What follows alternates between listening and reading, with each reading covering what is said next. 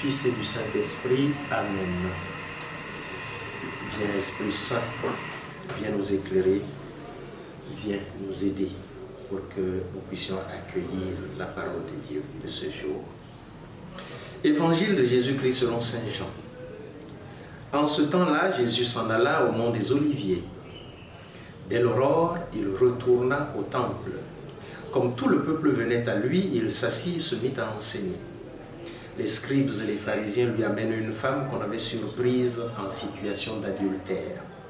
Ils la mettent au milieu et disent à Jésus: « Maître, cette femme a été surprise en flagrant délit d'adultère. Or, dans la loi, Moïse nous a ordonné de lapider ces femmes-là. Et toi, que dis-tu » Il parlait ainsi pour le mettre à l'épreuve, afin de pouvoir l'accuser. Mais Jésus s'était baissé, et du doigt, il écrivait sur la terre.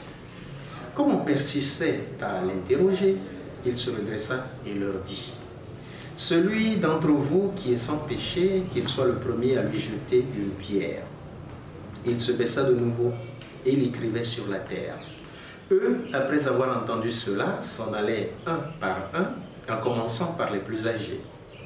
Jésus resta seul avec la femme toujours là au milieu. Il se redressa et lui demanda: « Femme, où sont-ils donc?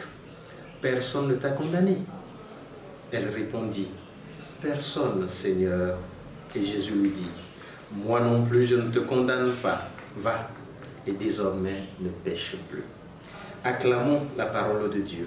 Louange à toi, Seigneur Jésus. Aujourd'hui, nous sommes le dimanche 3 avril 2022 de la 4e semaine. Nous sommes déjà dans la 5e semaine du temps du carême de l'année C. Et la parole de Dieu, une fois encore, nous bouscule. J'allais dire que ce texte renferme en même temps un drame, en même temps des choses qui font sourire. Tout est entremêlé. Quand on regarde la situation de cette femme, c'est une situation dramatique, menacée de mort imminente. Eh bien, c'est vraiment dramatique. En même temps, face à la réponse de Jésus, ces messieurs qui s'en vont du plus âgé au plus jeune, ça fait sourire également. Eh bien, ça c'est notre réalité, c'est la réalité de la vie. Mais le plus important dans ce texte que Jésus veut nous enseigner, c'est qu'il faut toujours donner la chance à l'autre. Il faut toujours accorder une seconde chance à l'autre, une seconde, une troisième, une quatrième, une cinquième. Et surtout, réagir par rapport à l'autre en se regardant également. Parfois, nous sommes très exigeants vis-à-vis des autres.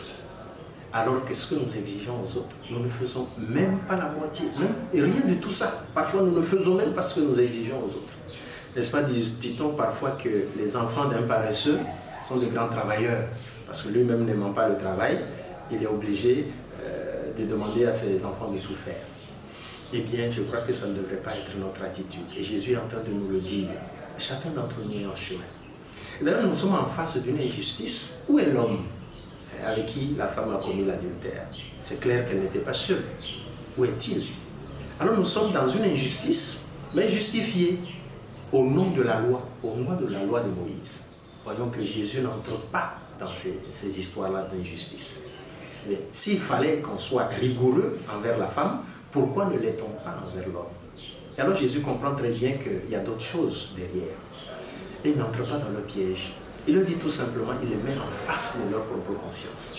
Bien, si quelqu'un n'a jamais péché, alors qu'il jette la première pierre. Il n'y a pas de problème. Vous voulez la condamner, d'accord, mais vous êtes parfait. Alors je pense que nous devons faire attention. Le Seigneur nous apprend que dans notre vie, il faudrait que nous soyons capables de pardonner aux autres. Parce que nous-mêmes, nous ne sommes pas parfaits. Et il est étonnant de voir des chrétiens qui sont réguliers pour le sacrement de la réconciliation. C'est-à-dire demandent le pardon de Dieu parce qu'ils se reconnaissent pécheurs, mais ont du mal à accorder ce pardon à leurs frères et sœurs. Je crois que c'est une contradiction qui ne nous honore pas.